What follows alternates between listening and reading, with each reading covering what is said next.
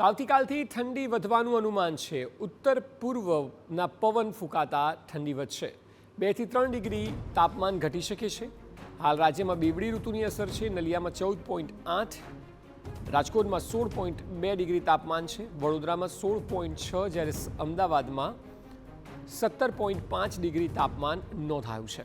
રાજ્યના હવામાન મુદ્દે નિષ્ણાત અંબાલાલ પટેલે આગાહી કરી છે કે ઉત્તર ગુજરાતના શહેરોમાં ઠંડીનું પ્રમાણ વધશે। રાજ્યના શહેરોમાં 10 થી 14 ડિગ્રી તાપમાન થશે।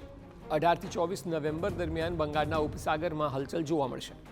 ઉત્તર અને દક્ષિણ ગુજરાતના ભાગોમાં માવઠાની શક્યતા છે। કેટલાક શહેરોમાં 1 ઇંચ જેટલો વરસાદ પણ થઈ શકે છે, તેવું હવામાન નિષ્ણાત અંબાલાલ પટેલ દ્વારા કહેવામાં આવ્યું છે। હાલ જોઈએ તો રાજ્યમાં એટલી ઠંડી નથી જોવા મળી રહી અને સવાર હોય કે સાંજ નોર્મલ ઠંડી છે, પરંતુ આવતીકાલથી ઠંડીનું પ્રમાણ વધી જશે।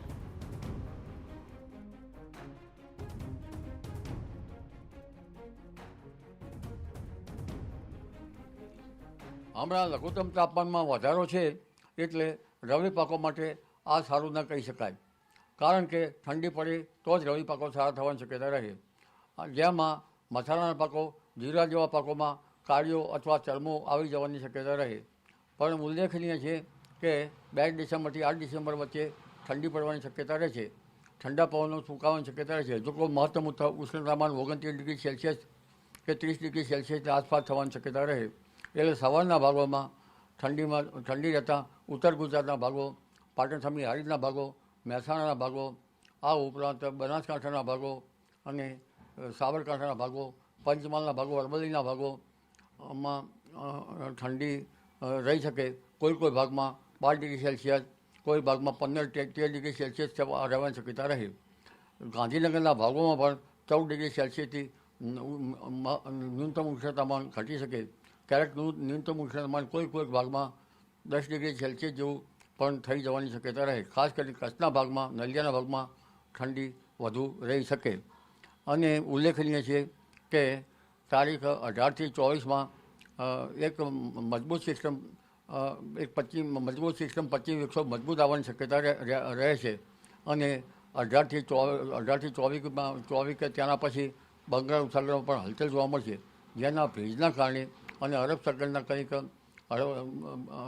હળવા ભેજના લીધે અને સાયક્લોનિક સર્ક્યુલેશન બનતા લગભગ ઉત્તર ગુજરાતના ભાગો, ઉત્તર ગુજરાત, મધ્ય ગુજરાત, પૂર્વ ગુજરાત, સૌરાષ્ટ્રના કેટલાક ભાગોમાં, દક્ષિણ ગુજરાતના ભાગોમાં માવઠાની શક્યતા રહે।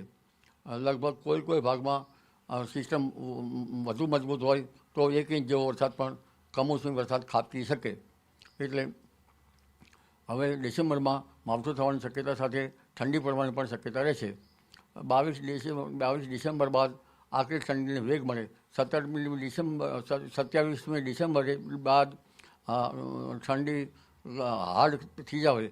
11મી જાન્યુઆરી બાદ પણ ઠંડી હાર્ડ થઈ જવાની શક્યતા રહેશે। એટલે ઠંડી પડતાં રવિ પાકો સારા થવાની શક્યતા રહેશે। એટલે ડિસેમ્બરમાંથી રવિ પાકો સારા થવાની શક્યતા રહી શકે, કારણ કે રવિ પાકો માટે ઠંડી જરૂરી છે। જી સિસ્ટમને ડિપ્રેશન